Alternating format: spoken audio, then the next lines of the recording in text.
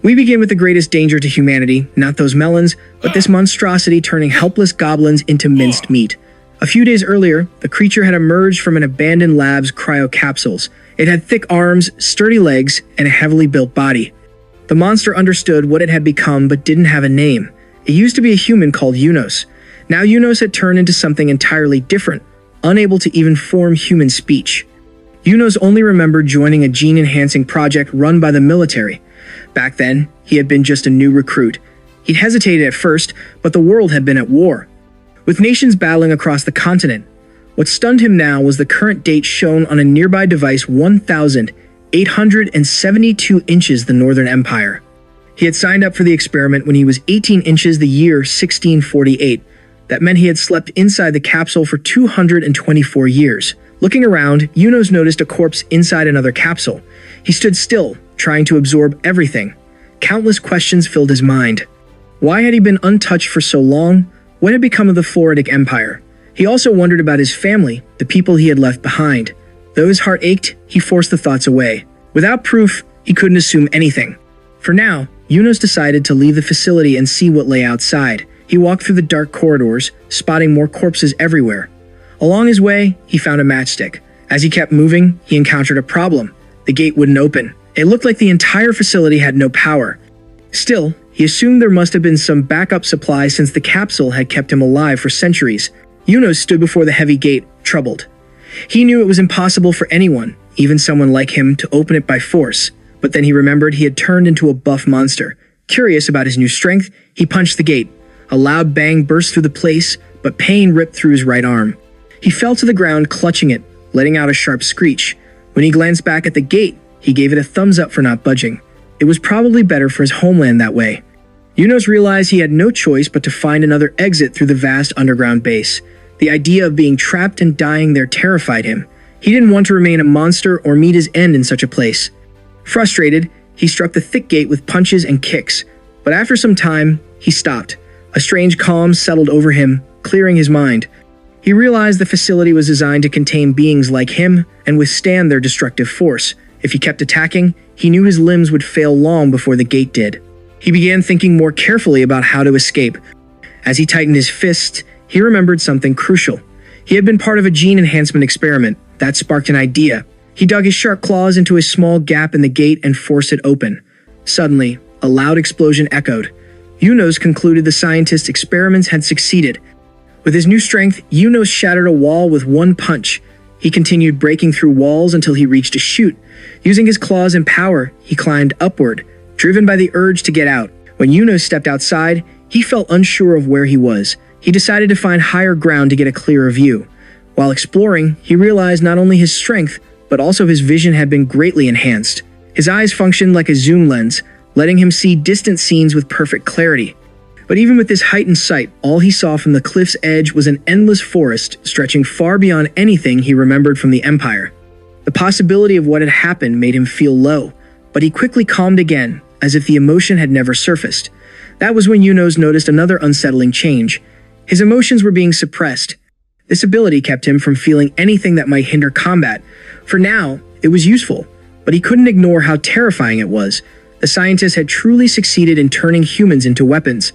Even so, Yunos made his choice. He leaped off the cliff, landing with a powerful thud, and swore he wouldn't become one of those weapons. As he wandered around, he came across an airship that seemed to have crashed long ago. Inside, everything was ruined. While searching, he found a flight log and letters from the northern kingdom of Canaan. The letters confirmed the airship's origin. According to the logs, a monster had attacked the airship, causing it to crash. But the most shocking detail, the entries were written 200 years ago. Yunos exhaled slowly. This confirmed what he had already suspected. Thankfully, he had prepared himself mentally for such revelations.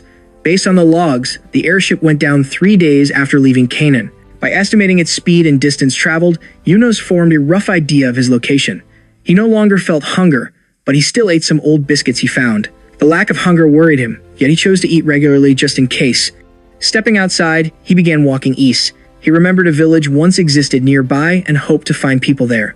Even if it had been destroyed, he might still uncover something useful. However, if the village had survived, he knew his monstrous appearance would cause trouble.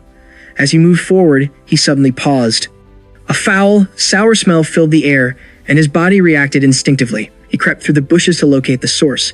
In a clearing, he found goblins celebrating with their spoils. He recognized them as the same goblins known for violating female elves in hentai, manga, and anime. Yunos was a man of culture just like you, our dear viewer. The strong smell made him nauseous, and he felt bad for the imaginary elves being abused by those goblins. Yunos tightened his fist and stepped out of the bushes. He knew his body was powerful, almost beyond human, but he didn't know how it would fare against monsters. The goblins noticed him as he walked toward them with an intimidating presence. Without hesitation, he threw a single punch so strong it created a shockwave, wiping out most of the goblins in one strike. As he continued fighting, Yunos realized something. This wasn't just a fight or a simple encounter. It felt like he was creating a nightmare for the goblins. When the battle ended, Yunos had a moment of clarity. He understood that goblins weren't strong creatures and the fight had turned into a one-sided slaughter. Still, he found himself strangely absorbed like he was playing a game. But when he stared at the blood on his claws, he felt it was too overwhelming. Meanwhile, in a nearby village, a woman named Daira sighed as she asked a man named Lizelle if he had the money. Lizelle replied that completing the task would raise her rating, even if there wasn't any real reward. Daira complained that there was nothing worthwhile left to explore in the area. Lizelle apologized, but it was obvious he was distracted, unable to stop staring at Daira's chest. Daira noticed and sighed in annoyance. She thought she might have let him hug her if he were a better man. At that moment, Lizelle's sister Lena and another man named Gista joined them. Lena asked Lizelle if he had taken care of exploring the nearby forest. Daira answered for him, saying she didn't even want to hear Lizelle's excuses for going into the great forest of Floritus. Soon after, Daira and Lena were attacked by goblins. Lizelle and Gista were also taken down by the goblins. Daira wondered how everything went wrong and blamed her bad luck. The day before, Yunos had fought a monster bigger than himself. With one punch, he defeated it easily. He wasn't just testing his strength, he needed food. He cooked the monster's meat over a fire. But when he tried to eat it, the taste was so awful he threw it all up. He felt sorry for the monster and buried it. He realized he should have drained the blood the way humans normally would. He wondered if he still had human taste buds. Yunos thought back to the day he became a monster and lost the ability to speak the human language. Despite that, he chose to keep living. He believed he could still find a way to become human again and meet his sisters or their descendants someday. His family's bloodline was strong, and even if the empire fell, his sisters must have survived. Yunos had accepted his new monster form, finding it not as terrible as he expected. He was confident in his abilities, but he felt disappointed that he couldn't speak the human language. He genuinely wanted to communicate with people. Yunos had to think carefully about which country to go to if the empire had truly fallen. His homeland, the Floretic Empire, was the largest nation in the world and possessed the most advanced technology. It was because of their scientific progress that the empire had managed to survive against the 4 other countries. A place with a similar environment was the northern country of Canaan. The Einhell Republic was another possible choice, as it was home to elves who worshiped nature. Since monsters were considered part of nature, Yunos thought he might be accepted there, though he still had concerns. He had heard that elves were skilled in magic, and Yunos wasn't sure if his new body was resistant to it. He also wondered if elves even had males, since he could only imagine them as females. The southern country wasn't an option for Yunos for many reasons. The eastern kingdom of Caesarea was known for its monster hunters called exterminators. In his current form, Yunos would be an obvious target for them. For now, he decided to head north toward Canaan to find a town and figure out where he was. He hoped he wouldn't run into any Caesareans, though he quickly realized his comment sounded like a death flag. While Daira and her group were camping, she reminded everyone that they were exterminators. She questioned why they were wasting time instead of hunting. Lizelle told her to calm down. Lena remembered that their mission was to find something and bring it back, though she wasn't sure what it was. Meanwhile, Gista expressed anger about the elves taking control of the empire 5 years ago without permission. The group wondered if the elves were searching for something, maybe a hidden treasure. Daira reminded them that the former empire only had things related to science, and other nations were against science. Seeing everyone so serious, Lena pointed out that they looked like they were having a picnic. Lizelle reminded her how dangerous their job was. Daira agreed with Lena and called her brother cold-hearted. She knew Lena was only trying to lighten the mood and apologized for being too strict. Lena said it was all right. Daira called her cute and said she wished Lena were her little sister. Gista then urged Lizelle to say something, but he stayed quiet. Daira didn't realize this would be the last fun moment the 4 of them would share. She didn't know they had been living so close to danger the whole time. The next day, Lizelle was struck by a fireball, leaving everyone frozen in shock. He was sent flying into a boulder and crushed instantly. Gista, distracted by Lysel's death, was quickly surrounded by goblins and held down. He tried to break free, but a fearsome ogre appeared and crushed him. Lena was helpless as she watched her brother and Gista get destroyed. Diera tried to stay strong but couldn't stop trembling in front of the goblin army led by the ogre. She had faced ogres and goblins before, but the ruined Imperial area made things worse. Diera tried to protect Lena and launched a fire spell, but a goblin blocked her magic with an anti-magic shield. The shield had belonged to Lysel and the goblin had taken it. Realizing her magic was useless, Diera knew they were doomed. Suddenly, goblins attacked Lena. Diera panicked, and the rest of the goblins took the chance to attack her too. The goblins began tearing the girl's clothes. Seeing Lena cry for help filled Diera with guilt for failing to protect her. Terrified, the two girls looked at each other. Rather than letting the goblins take control, Diera chose to end her own life by biting her tongue. Something suddenly appeared with a loud crash. Diera and the surrounding goblins froze, staring at the monster that had just arrived. Unos stood firmly in the middle of the battlefield, and Diera wondered what kind of creature he was. Unos looked around and saw the goblins causing trouble for Diera. The goblins complained about him trespassing, but he ignored them completely. His attention was fixed on the melons in front of him. He had followed the smell of goblins, but hadn't expected to find humans. Among the two men, he noticed one was still barely alive. He also spotted the other woman in the group. He grumbled about not being able to see the second woman's melons, then shoved away the goblins crowding around Lena. Confused, Diera couldn't believe a monster was helping them. She wondered if he was actually hostile toward the goblins. Then she noticed the goblin shaman casting another spell. It fired a fireball at Unos, but the attack didn't harm him at all.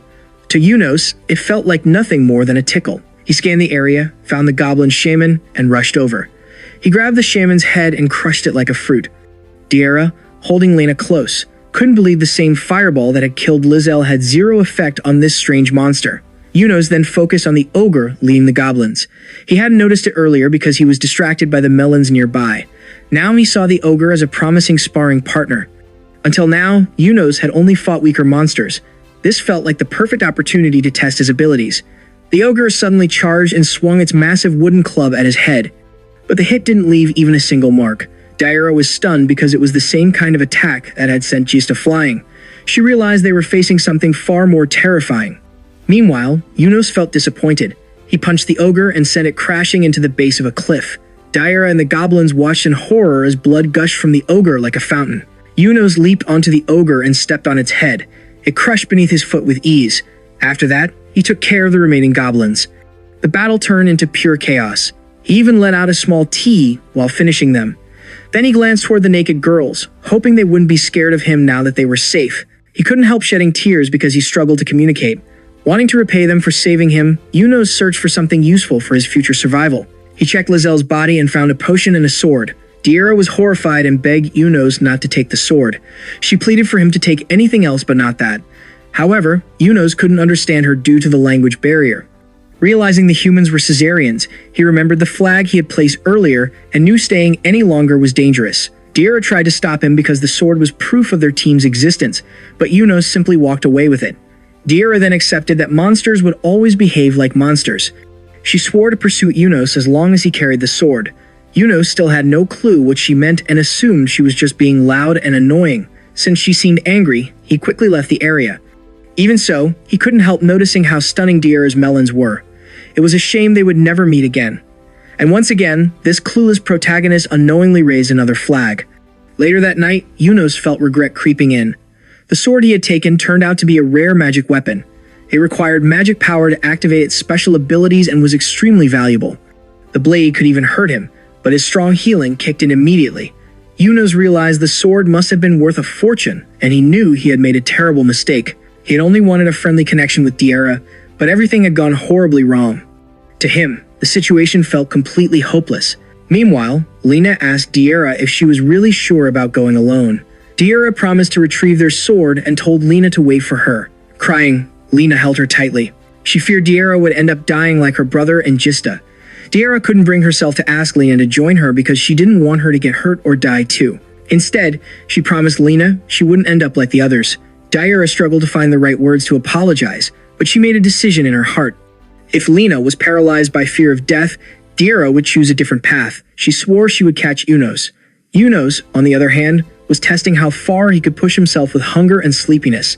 He suspected he couldn't feel either, but he kept forcing it anyway. Making things worse, the backpack he had taken from Diera's team, filled with potions, was falling apart. He figured he needed a bigger bag and some salt to improve his meals. As he thought it over, he realized there were many things he wanted. He decided he would look for them if he found a town. By dawn, he reached a town, but it was completely abandoned. While exploring, he noticed several anti-aircraft guns. These weapons had been the pride of the Floridic Empire, able to easily shoot down flying monsters. But they were also the reason other countries went to war with the Empire, as the fleeing monsters caused chaos in their lands. This town didn't have tall walls but had even more anti-aircraft guns, so Yunos guessed it must have been an inner town. He checked the faded signs and realized he was in the northeastern part of a town called Aelquel. From here, he had two options. Head northwest toward Luke Dill, which was close to Canaan, or go east to the former military base of Karnash. At least he finally knew where he was. Just as Yunos was about to keep searching, he caught a familiar foul smell in the air. He immediately recognized it as the stench of goblins and wished they would just vanish forever. Dropping his backpack, he sprinted toward the source. The goblins, playing with his skull like it was a toy, froze the moment they saw a massive creature rushing at them. Yunos tore through them viciously, giving them no chance to fight back. As the chaos continued, he saw a few goblins fleeing together in the same direction. This was odd because goblins usually scattered when escaping. Yunos realized there must be something ahead they were trying to reach. When he moved to attack again, he noticed the goblins acting strangely coordinated. That made him suspect someone or something was commanding them. It also seemed like they were guarding something. Looking around, Yunos spotted a school campus nearby. He guessed the gymnasium, being large, might have become their hideout. Yunos rushed onto the campus, the stench getting stronger with every step. As he stepped into the gymnasium, he immediately came face to face with a massive, swollen female goblin. It shrieked loudly, startled by his sudden entrance. Yunos quickly recognized the creature as the Goblin Queen. Goblins occasionally use other races for reproduction, but most of their breeding came directly from the queen. He noted that she produced more than 20 goblins a day, and they only needed around 20 days to reach full maturity. As long as the Goblin Queen remained alive, their numbers would keep exploding. Realizing this, Yunos chose to wipe out everything in front of him. The goblins surrounded him, desperately trying to shield their queen. Seeing their behavior, Yunos understood how much they depended on her. But their effort was meaningless against him. He continued tearing through them, eliminating nearly all of them until only a few and the queen remained. As he shifted his focus to the Goblin Queen, Yunos hesitated. He didn't want to get too close. Their stench was unbearable. So he chose to finish the goblins without approaching them directly. The goblins watched in confusion as he picked up stones from the ground. He could throw them from afar, though he wasn't fully confident in his accuracy. Still, with such a large target, he felt it wouldn't be too difficult. He threw the first stone like an experienced pitcher, but it missed and only struck the Goblin Queen's left shoulder. Yunos felt annoyed, since he had been aiming straight for her head. Refusing to stop, he adjusted and hurled another stone at her belly. This time it hit dead center. The stone pierced through the Goblin Queen, leaving the few remaining goblins frozen in shock, unable to protect her. Eventually, the Goblin Queen collapsed, completely defeated. Yunos felt proud of ending her and saving future victims like the beautiful elves he imagined, but then he noticed how horrible he smelled after being around so many goblins and wondered if there was a river nearby to wash off. After finding one and cleaning himself, Yunos felt refreshed, both physically and mentally. He continued exploring the area, expecting a town this large to hold something interesting. While wandering around, his face lit up with excitement. He had stumbled upon a shopping mall. He practically jumped with joy. Yunos went straight to the sports section and found a large backpack. In the kitchen section, he grabbed an iron grill. From the appliances area, he picked up a cooler box. Finally, in the grocery aisle, he collected expired salt, canned food, and drinks. With everything gathered, Yunos felt like he had stepped briefly back into a normal world. He almost forgot to check the Empire's situation. Just kidding, he hadn't forgotten. On the way, he had grabbed various newspapers and magazines. 200 years had passed, and he realized things had changed for the worse. First, he learned the Empire was in deep danger. The Western Front had fallen to the elves of Einhell. Even more unsettling was the fact he found no reports after May 25, 1667. The final articles mentioned the Empire using their ultimate trump card. As a loyal supporter of the Empire, Yunos couldn't ignore the dread those headlines gave him. Was his homeland truly gone? The thought terrified him, but he knew he had to uncover the truth. To do that, he needed to reach the imperial capital. Yunos tried to calm himself as he lay down and planned his next move. He decided to head to Lugdil first, a town near the Canaan border, to check how the kingdom was holding up. All he needed now was to prepare himself mentally for whatever he might face. Meanwhile, a man received a request to investigate the goblin's den in Lugdil. A noble-looking man confirmed the request and asked the man's team to handle it. He turned to Orlando and asked if he could take care of the task. Orlando replied, telling the noble Arngale not to plead like that. He said he couldn't accept the mission just because Arngale bowed to him. Orlando explained he had recently added new members to his team and this request would serve as good training for them. Still, he demanded a bigger reward. Arngale agreed to his terms. Orlando then enthusiastically announced that his team, Akatsuki no So, would take care of everything.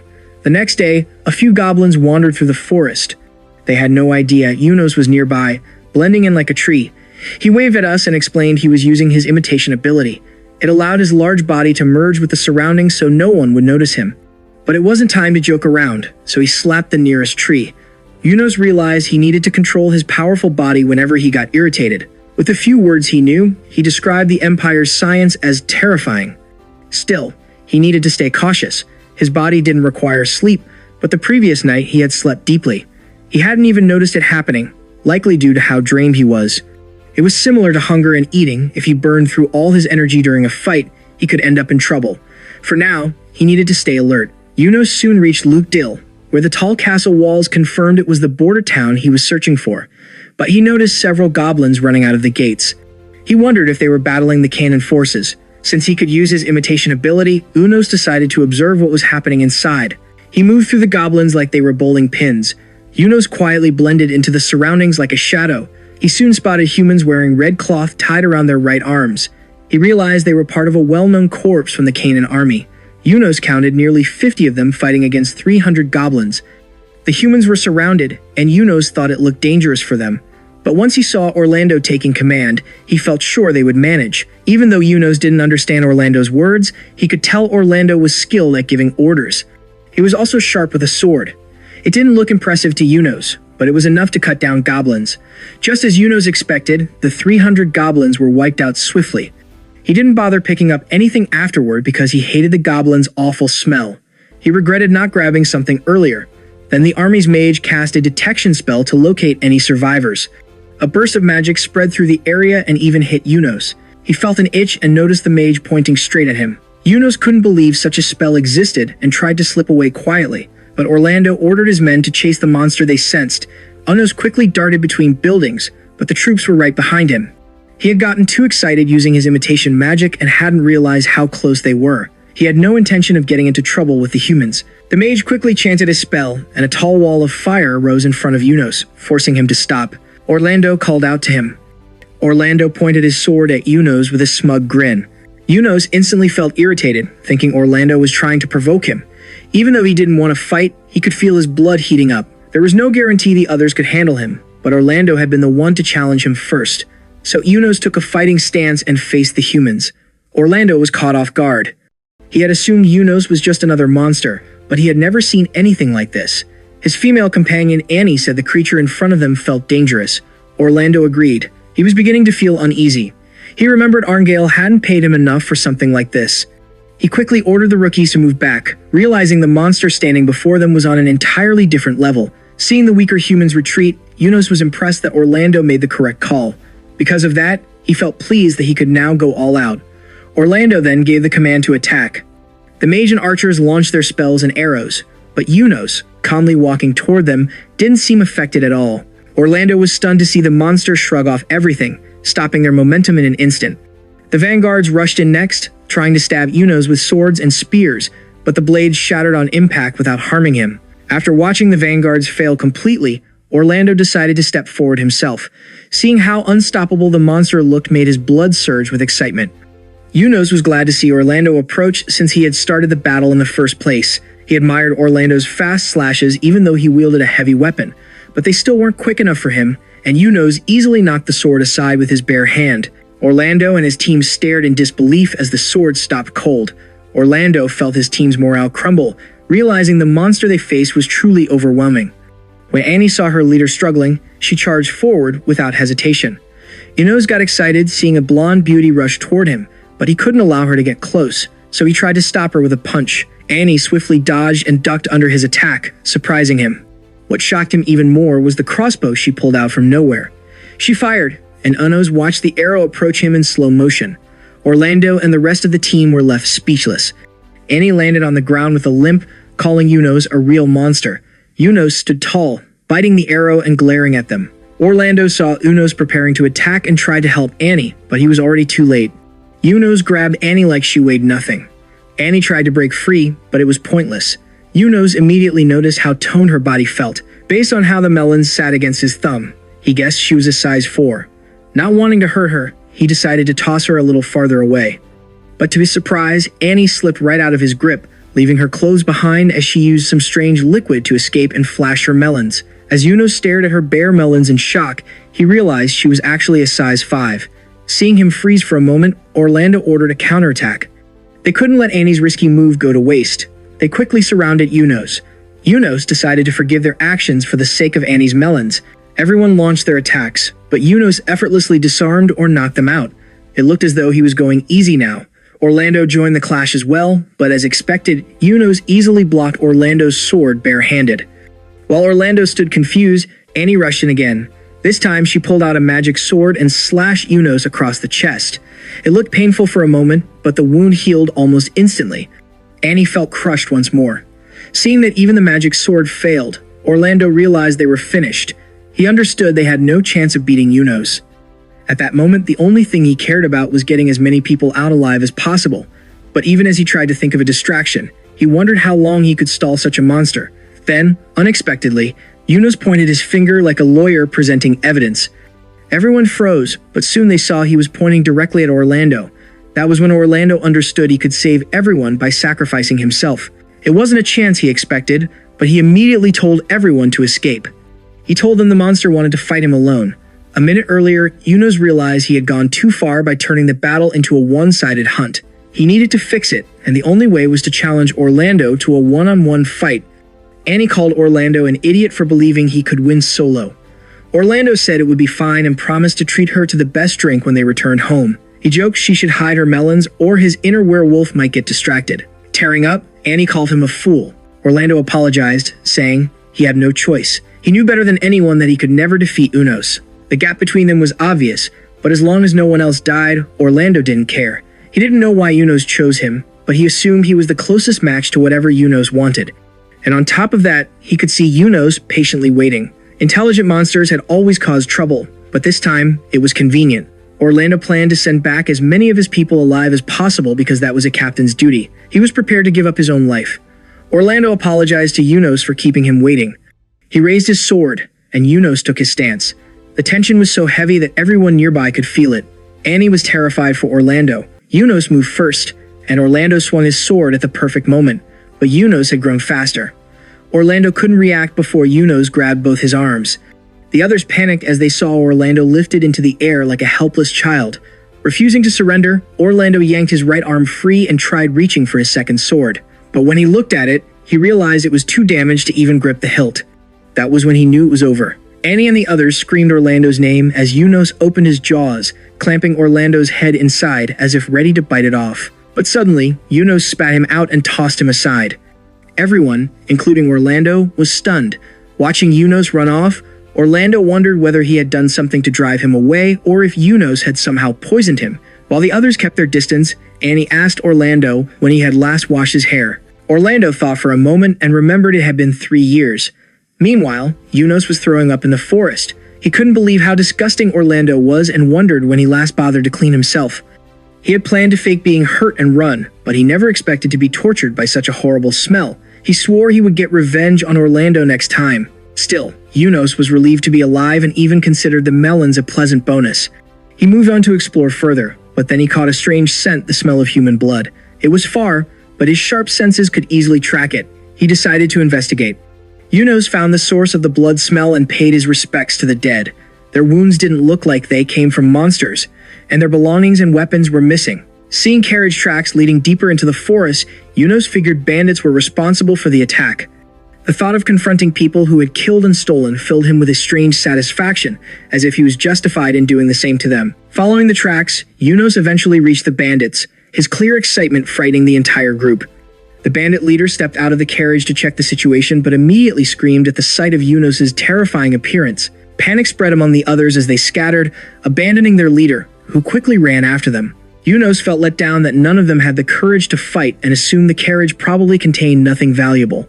But when he looked inside, he was surprised to find 5 completely uncovered women and crates packed with supplies. He paused, taking in the sight and fixing the image in his memory. A faint smile appeared on his face at the unexpected discovery. Yunos guessed the women were likely being transported to be sold as slaves. Although the scene amused him, he remembered he needed the supplies more than anything else. It made more sense to pursue the fleeing bandits and locate their hideout. After covering the carriage, he got ready to leave. The eldest woman, her voice weak, asked if Yunos had saved them. Before walking away, he glanced back at the women again, making sure to properly absorb the image. His mischievous smile left the women confused, but he wasn't interested in explaining. Yunos turned toward the road, sniffing for the bandits' scent. With his enhanced sense of smell, he picked up their trail without difficulty. As he experienced his improved strength and sharper senses, he silently appreciated the Empire's technology. Still, he felt frustrated that 2 important things had been taken from him: his ability to communicate properly and his mushroom. And despite not needing any weapons, he was still carrying Lazelle's magic sword. After hiding his backpack in some nearby bushes, Yunos tracked the scent to a cave that served as the bandits' hideout. Using his imitation ability, he stepped inside. The cave looked like a base, yet he found it odd that there was no guard stationed outside. He wondered whether the bandits were fighting among themselves. The first hallway was surprisingly clean, but soon he reached a prison area filled with skeletons and decaying bodies, including what looked like a mother with her child. The sight disgusted him, and he realized these bandits deserved no mercy. Suddenly, he heard screams of pain and death deeper inside. He listened as the bandits begged their boss for forgiveness, only to be killed moments later. Yunos assumed they were being punished for abandoning the carriage earlier, but he felt no sympathy as he heard their cries. Then an unsettling, harsh voice echoed through the hideout. The boss was shouting at the bandits. Yunos noticed the boss was speaking Canaan but not fluently, making him suspect the man wasn't from this region. The boss was furious, yelling at his men for running simply because a frightening monster had appeared. Yunos guessed the bandits might belong to a widespread criminal group operating across the country. If that was true, there could be a large amount of loot available for him later. As the screams stopped, Yunos assumed the boss had finished killing his own subordinates. With the bandits' numbers reduced, he decided it was time to act. But the doorway ahead was too narrow for him, and he hesitated, worried about getting stuck. With no better option, he charged through the door like a quarterback, breaking it and a portion of the wall. Even after that, he still remembered to apologize for the sudden entry. But what stood before him wasn't human. A horrifying creature glared at him. It had the upper body of a human and the lower body of a spider.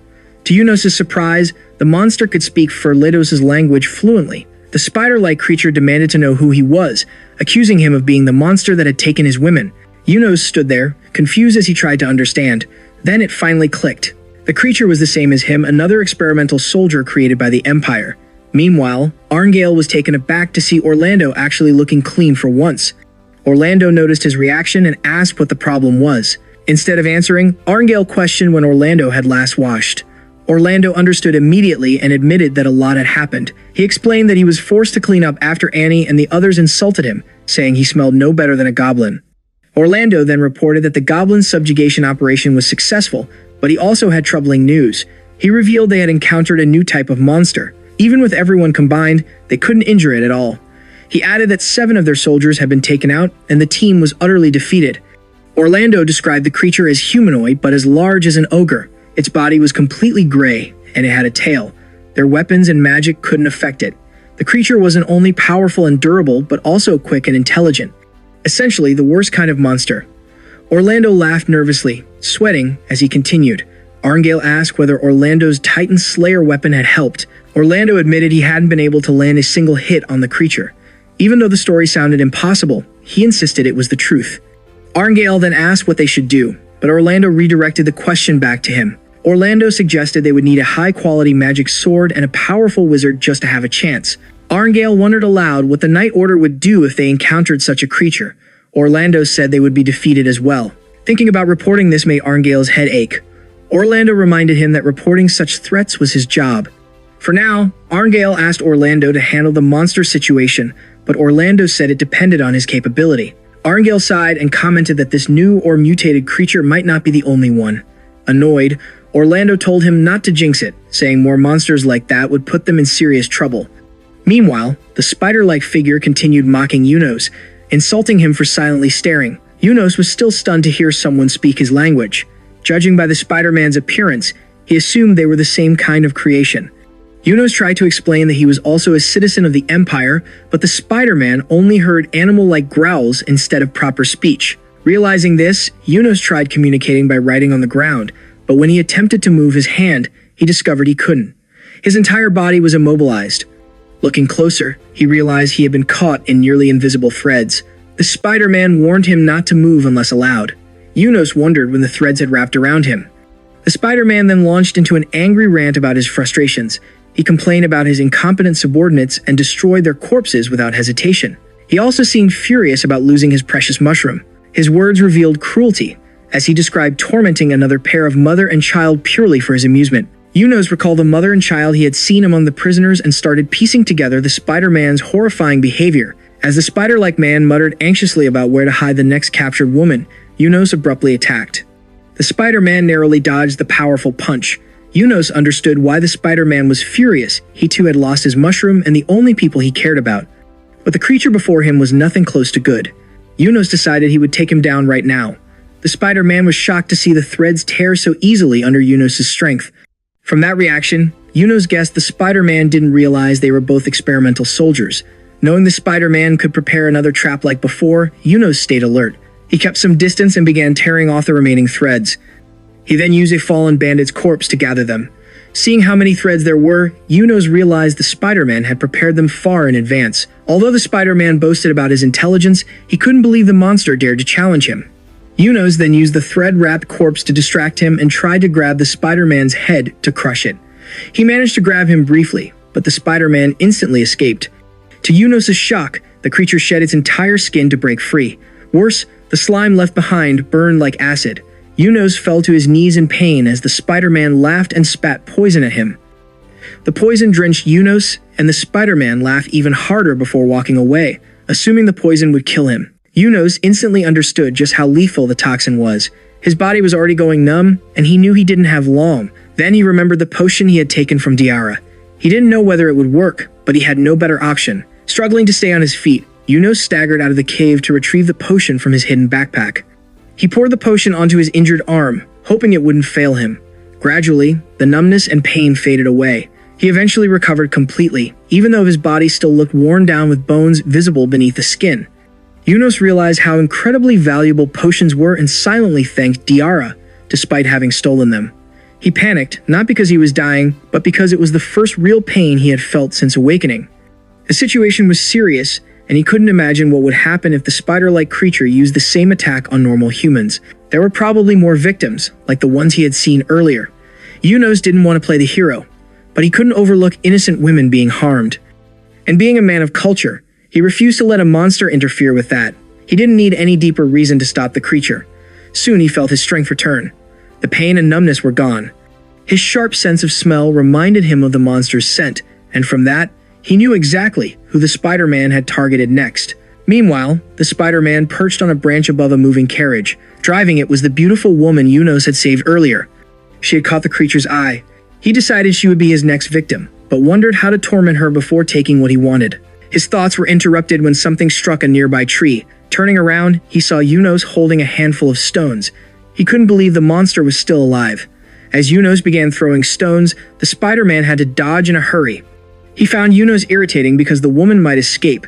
It annoyed him even more that Yunos kept a safe distance, clearly aware of the danger of his threads. He couldn't understand how a mere monster was getting smarter. Meanwhile, Yunos picked up more stones, realizing his aim had improved since dealing with goblins. His priority was preventing the Spider-Man from chasing the carriage. The women needed enough time to escape safely. This was no longer just a fight, it was a contest of endurance between them. The Spider-Man grew irritated and charged forward. Seeing this, Yunos leapt back to widen the gap. The Spider-Man grew even angrier and yelled at Yunos not to run. In response, Yunos launched more stones, though the creature dodged them all. Yunos kept retreating, maintaining distance as the Spider-Man tried to close in for a close-range attack.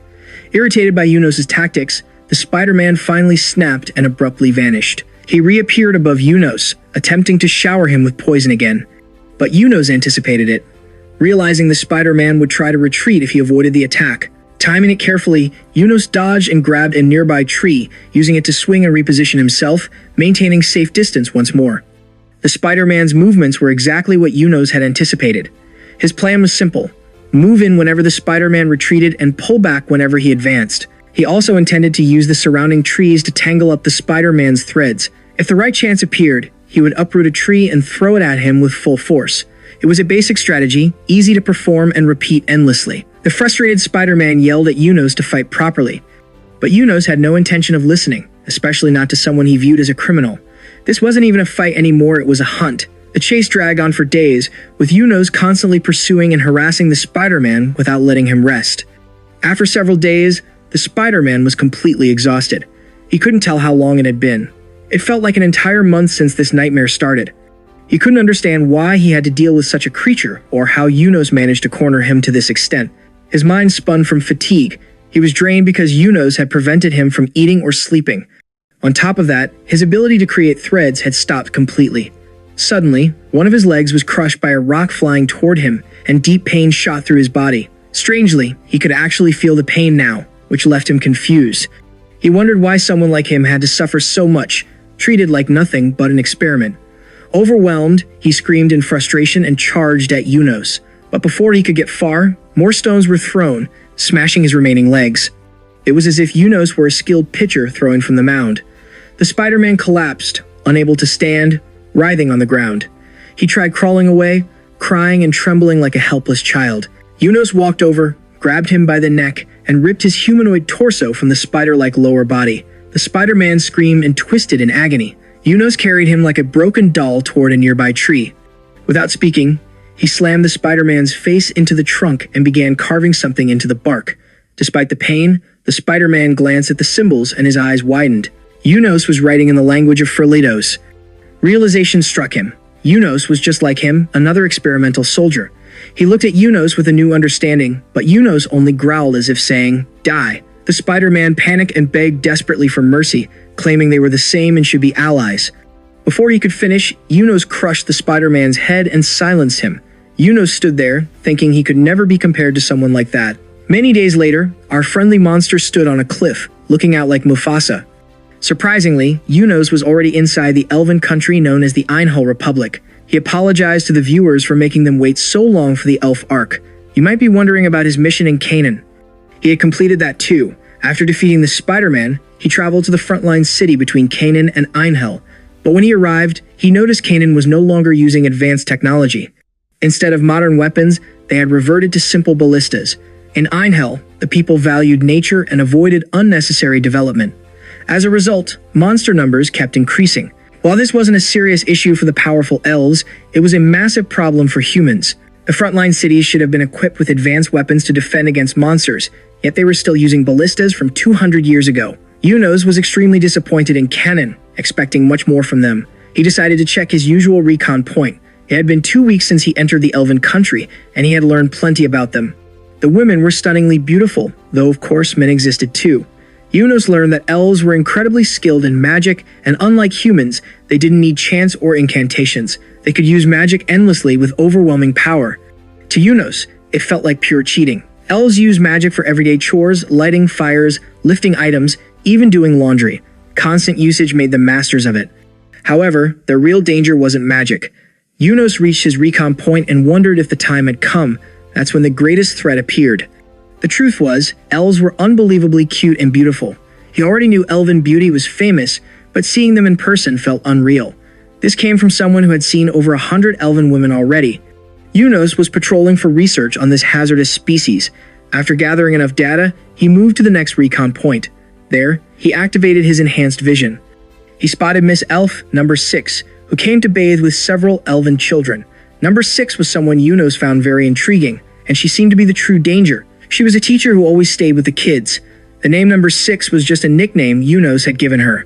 Seeing everything up close was thrilling, but watching her clothes cling to her wet skin was equally mesmerizing. With his zoom ability, Yunos could see everything in detail, making the moment even more intense. The children soon got playful, and Yunos knew it was the perfect time. The kids tugged at her clothes, Since she was gentle, she always fell for their little tricks, which explained their behavior. Yunos found it outrageous, yet secretly hoped the boys continued. Eventually, the boys were scolded. As number 6 left with the children, Yunos praised her as usual and complimented the boys for their efforts. But suddenly, he sensed a strong presence. 2 powerful forces were nearby. Yunos was stunned to see number 8 appear earlier than expected. He hadn't even recovered yet and immediately began sweating nervously. Number 8 was another elf who had caught his interest, her presence overwhelming. It was so large that she always had 2 attendants with her, showing she held a high position in the country. If she turned out to be the queen, it would be serious trouble. However, there seemed to be a reason she kept her eyes closed. She also had a more ritual-like way of bathing compared to the other elves. It was clear she wasn't ordinary, and the mystery around her made her stand out even more. Because of this, Yunos couldn't afford to miss a single moment and had to watch her carefully. She was truly one of the most terrifying beings. Despite the excitement in his mind, Yunos felt nothing in the basement. He remembered he couldn't do anything, even though a delicious feast was right in front of him. Then he recalled how Spider-Man had cried out in frustration over his missing mushroom. Spider-Man's words reminded Yunos that his own mushroom was gone too. He also remembered how skilled Spider-Man had been with his abilities. Yunos wondered if the emptiness Spider-Man felt built up and drove him insane. Yunos couldn't help but feel sorry for someone like him. He even thought he might end up the same way someday. After saying goodbye to number 8, Yunos suddenly felt calm. He was grateful for the emotion suppression function, which helped him avoid sinking deeper into those depressing thoughts. Since it was getting late in the afternoon, Yunos used the time to gather supplies and handle chores, knowing the elves didn't visit the river after sunset. Yunos drained the blood from a deer he had hunted, cut pieces of the meat, and cooked it.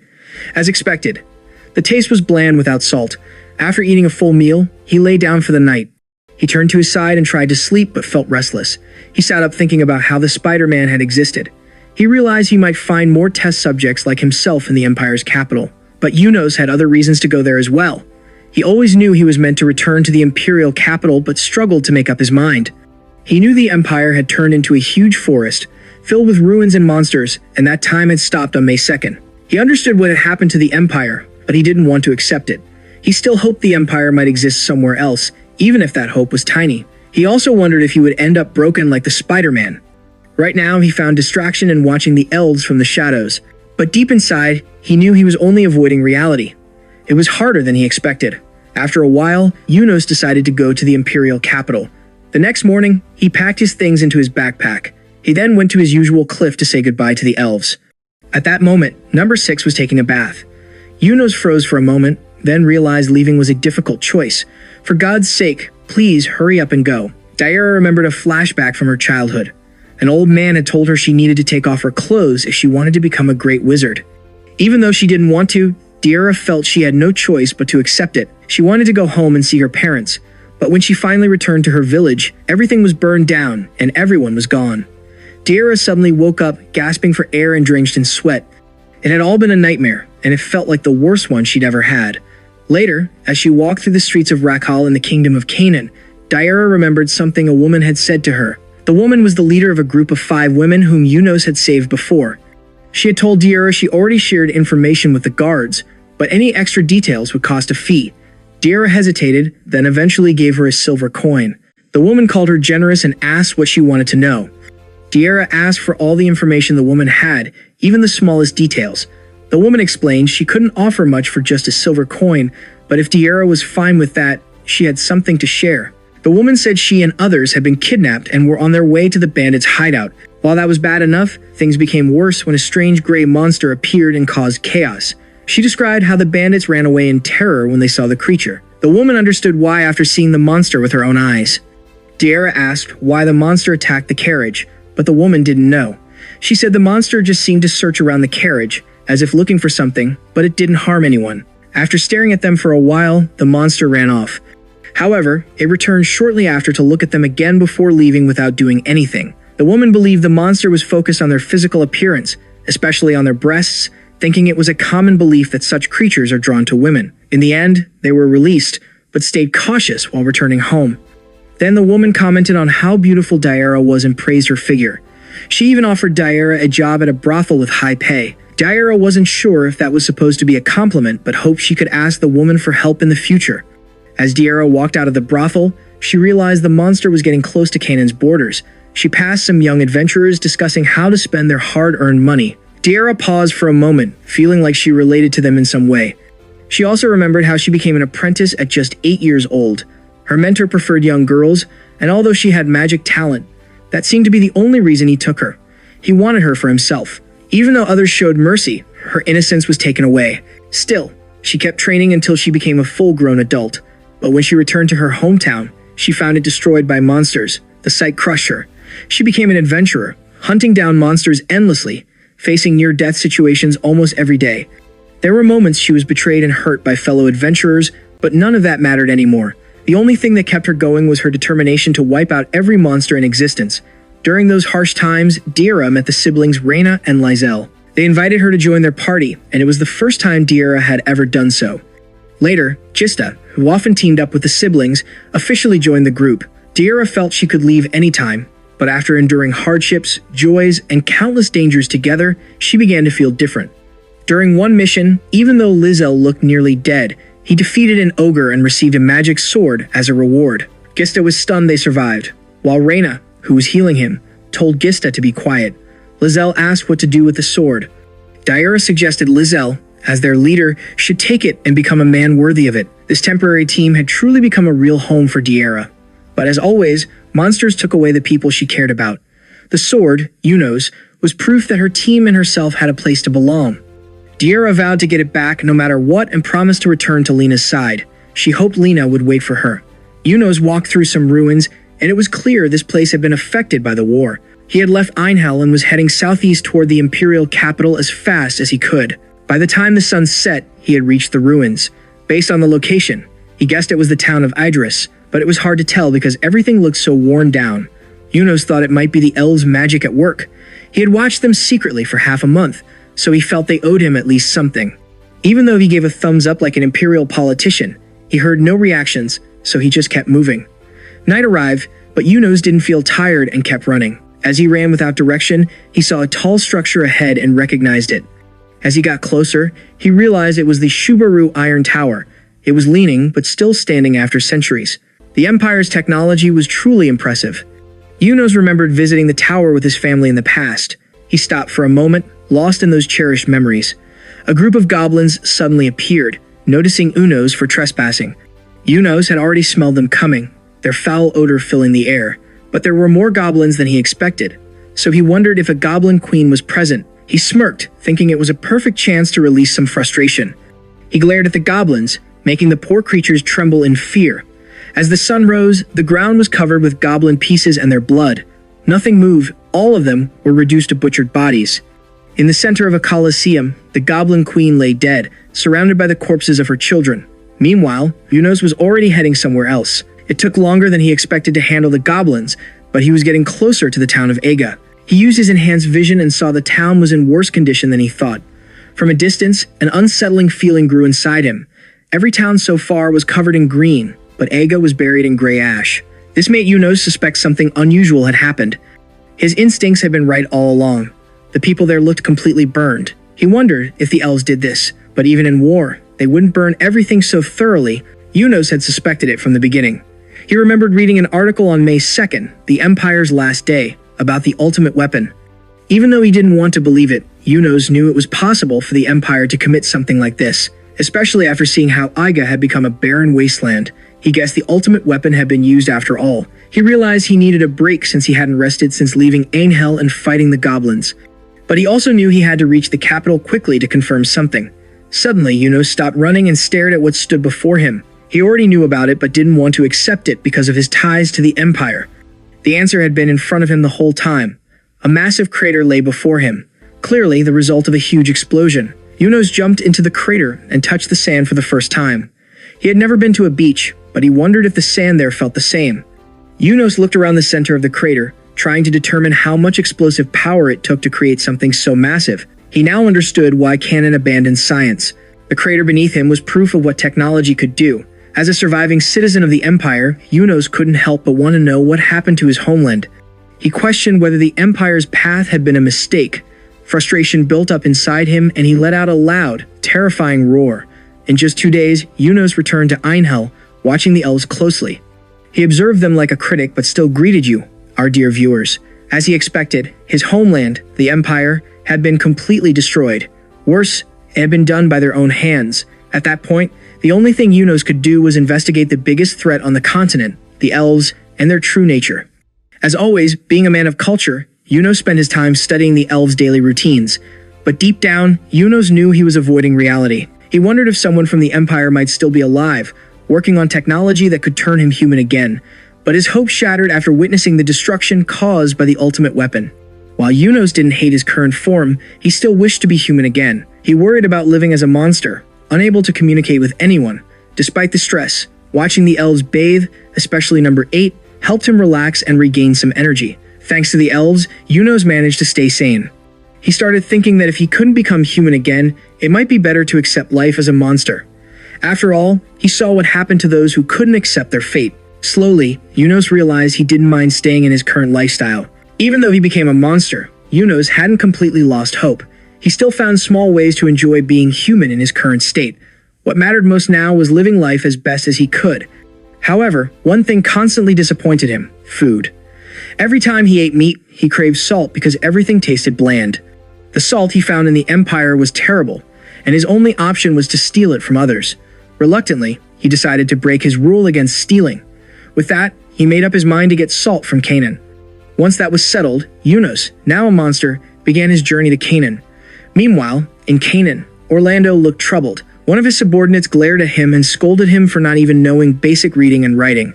Orlando argued that writing his own name was enough. His subordinate reminded him that everyone else was studying and improving while their captain wasn't doing anything. Since time was short, the subordinate offered to read the report for him. Orlando thanked him, trying to sound playful, but his subordinate, Edward, grew irritated and wanted to hit him for acting like that.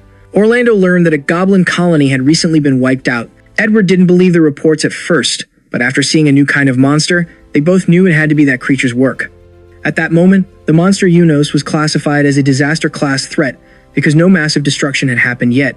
Still, Orlando felt Yunos deserved a higher ranking. Just looking at him showed he could cause far more damage. Orlando predicted the bounty on Yunos would rise if things worsened, and he vowed their team would be the ones to claim it.